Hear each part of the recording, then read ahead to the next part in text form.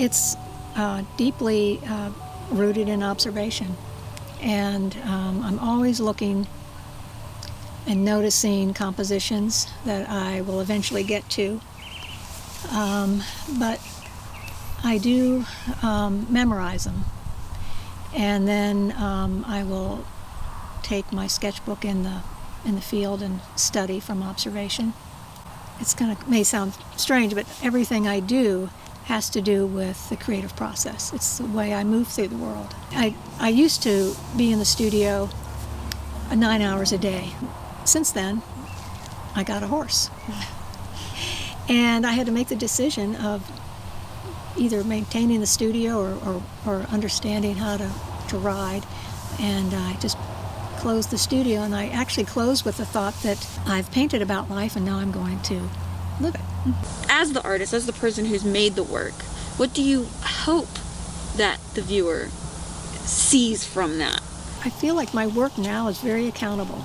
I just try to be accurate in my anatomy of the animal, of the place, and yet have this underlying story of my kind of spirit, my experience, my walk through the space. If I were to say one word, and you can totally disagree with me, the one word I would say would be formal.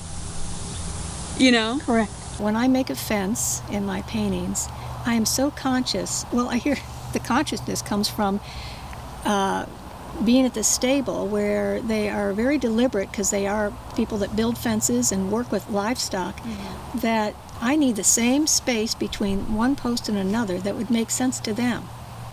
That I'm thinking, I want to be really legitimate, really credible to them. And that's a new audience for me. If you're going to study my work, I want you to be able to say, she really understands structure. She really understands the concept of figure and field.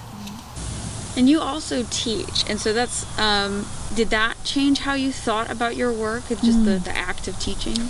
Well, absolutely. If you think you know, when you're touching, 25 people's lives every day, you get to, well, I tell my students that they're doing all the hard work.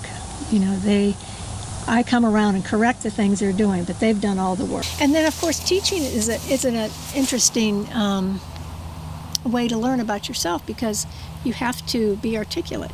I have to say, I've had a very interesting and kind of exciting moment in teaching a couple years ago, when I was illustrating the skeleton to my figure drawing students, and I never looked at the board, and I drew it. And I had it completely, accurately, expressively drawn. And I think I hit those 10,000 hours. I really thought, this is it. It's just now coming from here to there without ever even looking. So I think that's the benefit of teaching. The repetition, the simplification, the exposure of things to students. Now I'm going to take it back to your paintings and the way that you paint. And you do something a little bit different. You paint with your fingers. I do. I'm going to tie it to the learning about the horse. I noticed there were so many things you do manually. You groom, you pick out their hooves.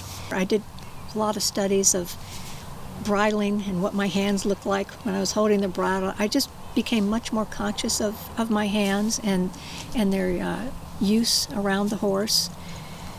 And that seemed to converge with the time when my hands were getting fatigued from holding the brush. And I just started to move the paint around with my hand. And it really raises the level of difficulty, because I use all my fingers and my hand to accomplish accuracy. I think if I were to paint the horse the way a traditional image of a horse would be, I'd be using brushes, but I don't want to get into that obsession. I want to really look at angles, I want to look at anatomy, I want to look at figure in space, contours, and the brush might get in the way. I think this really makes me back to being accountable.